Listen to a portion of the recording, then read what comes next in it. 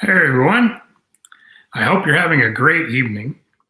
It's Darla and Kevin here, or Kevin and Darla, if you're reading down there on the screen. And we're here to talk about the finance night. Yes, we've been talking about the green gap the last couple of weeks. And if you haven't been paying attention, well, it's time to start tonight because we're really getting down to the nitty gritty of how you identify the green gap. And the first thing we're going to do tonight is talk about the mindset that many of us develop early on in our childhood with the very first experiences that we have with money. And Darla is going to tell us all about the two possibilities. Darla? I don't know about you, but when I was growing up, I heard, well, can we go do this? Can we have this? I want that. I want this. Did you ever hear, well, money doesn't grow on trees? And I just like, what do you think? We have a money tree? I just never understood that. Well, okay, well, how do you get money then? And maybe I don't know what was your first memory of money? What does that mean? Did you get an allowance for 25 cents or 5 cents or something a week for doing some chores around the house? Did you get $1 a week for doing some chores? And then you earned money, and some of us earned some money and then we spent it real quick at the store, or some of us earned some money and we saved it. Some of us earned early on that we give back some of the money that we save, or before we spend money that we give back some of the money. So we all have grown up with different mindsets about money. I rarely run into someone who has an abundant mindset about money. Most people that I grew up around have a scarcity mindset about money. I've heard people that are our age or young, 40s and 50s, telling their families, no, we don't have money for that. We don't have money for that. And I think when you keep telling yourself that you don't have money for stuff, then it just gets smaller and smaller in this mindset. And some people that maybe grew up in other environments might have been told that money is the root of all evil. So then they think that they just need to have nothing, and that success, that they're not worthy of success, that we're not supposed to have an abundance of money because that's not godly and that's not what God wants. But what I grew up with and what I believe is that the love of money is not healthy. The love of money is not what's important. The money is a tool, and good people actually do good things with money. They start foundations, they give back. And so money is just a tool that does other things. And I'm a giver, so I don't know when I started with an abundance mindset, but I don't know that I ever had a scarcity mindset. I just figured out when I was young that it was okay to have money and it was okay to use it for giving. And so even when I didn't really have much, I would still be a giver. So what is your first memories about money, and what do you believe? Are you a saver? Are you a spender? Do you have different beliefs that you should be able to make this much money, or I don't have a college education, I can't possibly make more than this many dollars a year, or I couldn't possibly land this job because I don't have these skills. And so sometimes when we grow up with money doesn't grow on trees, then we start labeling ourselves with, I don't have a college education, or I don't have that skill set, or I'm not good enough, I'm not worthy, I don't know that.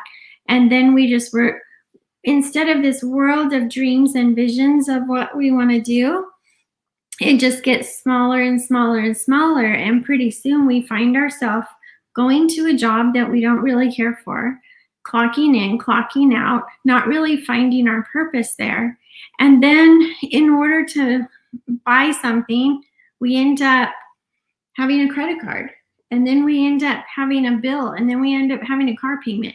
And then we have this and this and this. And then we still have to go to that job where we don't care for anymore. And then we're in this circle. And the more we have a negative mindset about money or a scarcity mindset about money, the more we can tend to get stuck in a rut.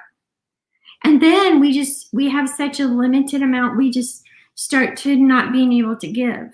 And when you have that part where you're not able to give anymore, then that really limits people. And when a marriage, if somebody has this mindset and somebody has this mindset, or both people have a real scarcity mindset, that's when I see people just really struggling to get through day to day. And really the negativity pours into them. And money is really just a tool. So I'm sorry, honey, you asked me, and so then I just... She told you, didn't she? She told you just everything about mindset that she's ever thought about before. But wait, one more thing. Except for this. But did you know that if I make $100, there's still $100 out there that you can make? There's another $100. And there's still $100 out there that you can make? And there's still $100 out there that you can make? Did you know that if I made $100,000, that there's still $100,000 out there for you to make? And $100,000 out there for you to make? So just like love, there's enough love to go around for everybody. Money's just a tool. So even if your friend made a whole bunch of money, just be so excited and happy for their success, because it doesn't mean, oh, they made the $100. Like, there's probably can't make $100 now because Susie made $100. That's not how it works. Susie made $100. That's so amazing, awesome for her. So I'm gonna go make $100. So if you switch up that mindset and you figure out how you're thinking about money, then it will open up this whole new world for you to be able to have an abundance life. That's right. So how did we get into this mindset? Well, a lot of times it was early on. It may be from listening to our parents. And there are a lot of people in the world that I've talked to, and I know financial people have talked to, that somehow got this idea that there's just not enough money and you can't get enough of it. That's what they were taught as children. And that's what they grew up with, and they were never taught anything different. The parents maybe didn't know to actually teach them about how to use money as a tool so that you could actually benefit from the investment of money, possibly. And we'll talk about that more in the coming days. But tonight we're going to focus on, okay, so now we figured out we had this wrong mindset and really there is money out there, but now what are we going to do? So what you can do is you can actually look at the last 90 to 120 days and see, okay, what did we really spend? And so you're probably thinking, oh, well, I know what I spent. And you might have a good idea what you spent. Maybe you have a budget already. But I bet that if you really dig in and look at the credit card statements, if you have credit cards, and you look at all the fine detail of where every single dollar went, you are going to find some TV subscriptions, or maybe magazine subscriptions, or subscriptions to software or data storage that you put on a credit card online, and you might have used it 2 years ago or 6 months ago or 3 years ago, but maybe you haven't used it since then.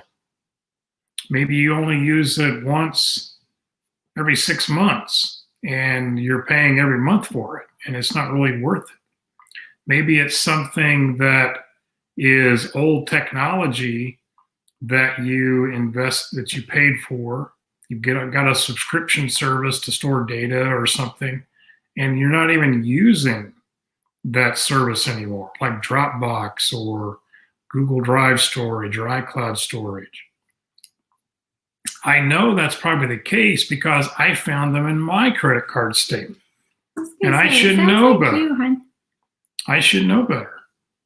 And so I'm trying to give you this information that you can take and you can look and find the nickels and dimes and dollars, believe me, they're dollars, especially in these subscription things, that you can eliminate from your credit card statement by stopping this subscription and canceling the credit card if at all possible. The credit card is a real easy way to just kind of have this bucket that collects all month, and you don't really think about it. It's just you pull that card out and you swipe it, and there's $50. And you pull that card out and you swipe it, and there's $150. And you pull that card out and you swipe it for dinner one night, for pizza, for Mexican food, whatever. And before you know it, you've got $2,000, $3,000, $4,000 that you put onto a credit card just on normal living expenses or subscription fees like I'm talking about, or possibly clothes. Who knows what it is that can be on there, but it just accumulates without you really knowing it. That little card doesn't show you what the balance is, does it?